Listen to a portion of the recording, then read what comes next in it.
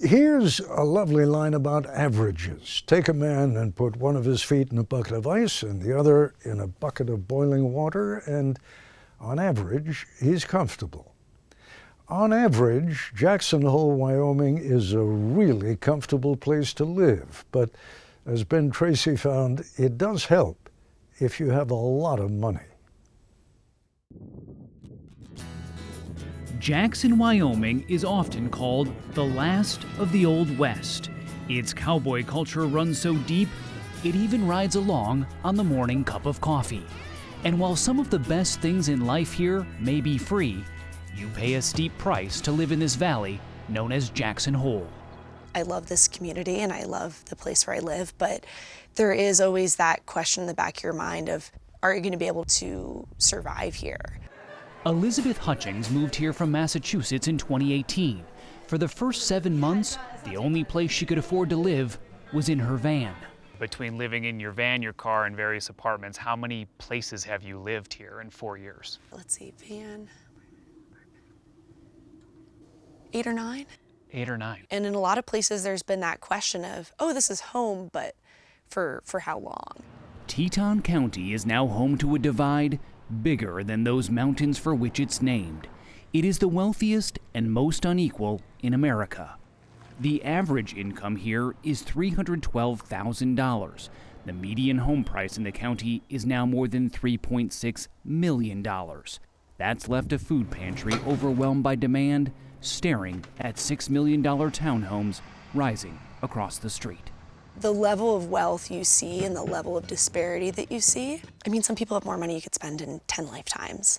There's a saying in town that you either have 3 homes or 3 jobs. Many workers have been forced to cheaper towns nearly 40 miles away over sometimes treacherous roads. Hutchings works at a local restaurant and shares this basement apartment with a roommate. It's the most stable housing she's ever had here. If you're spending so much of your time driving or so much of your time working just trying to survive, I think everybody has that question of, is it worth it? This area here is actually one of the holdovers in town that I imagine in 5 years even will look very different. Yale School of the Environment professor Justin Farrell grew up in Wyoming and is author of the book Billionaire Wilderness. He says the middle class here has been completely hollowed out. Inequality is an issue playing out across the country. Is it uniquely bad here? It is uniquely bad, actually. It's nation-leading bad. If you're making $40,000, $50,000, $60,000, you're likely living in your car, or you're living 45 minutes away. For most people, it's becoming unlivable. The reason, he says, is that the ultra-wealthy find Teton County very livable. Their arrival here accelerated during COVID. The desire for multi-million-dollar mountain escapes has created a new land rush. Americans have always looked west. It's always been the lodestar of American identity. And probably Jackson Hole, with the cowboy image and the Tetons, it's, I think, what makes it so special for so many people.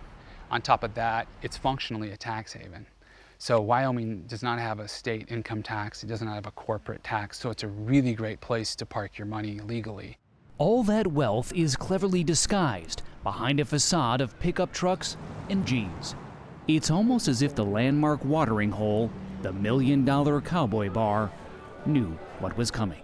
This place is really unique because it allows people to engage in this personal transformation to become a normal person. They rely on the Western stereotypes to do that. And so you have these millionaires and even billionaires dressing in Wrangler jeans, dressing down, trying to avoid any sort of class indicators that might make them look wealthy. And I think it's really well-intentioned. Phil Hartle is a private wealth advisor who moved here from high-tax California. Good girl. He and his wife Monica relocated to Jackson in late 2020. It was really about living in a different kind of place and really being closer to nature. And so it's tremendous to be a part of that. I get a sense that you really do have a respect for the place, and I don't want so. this to sound rude, but I assume you're aware that some people here think you're part of the problem. Oh, of course, absolutely. How does that feel? It's my responsibility to show them that, I understand that we came here more recently. We're COVID babies, right? But at the same time, if you approach it with a regard and a respect and a listening, and at the end of the day, like anywhere, they judge you as an individual, what kind of person you are. Hartle says he's planning to donate a third of his tax savings to local nonprofits and charities. Teton County is one of the most philanthropic communities in America. Am I part of the problem? Sure I am. I'm one of the people that came in and was able to buy a house at a marked up price. And I'm very grateful for that. But again, I also see that I have an obligation as a result. For Elizabeth Hutchings, she says she just wants to make sure people like her, the horsepower that keeps this cowboy town running, can also call it home. If we don't find a way to create a more equitable society and to support people with housing and human services, you won't have an economy. You won't have dozens of nice restaurants to eat at. Do you look down the road and do you see yourself here in 10 years? I don't care if I'm here in 10 years, but I want other people to have a better quality of life in 10 years.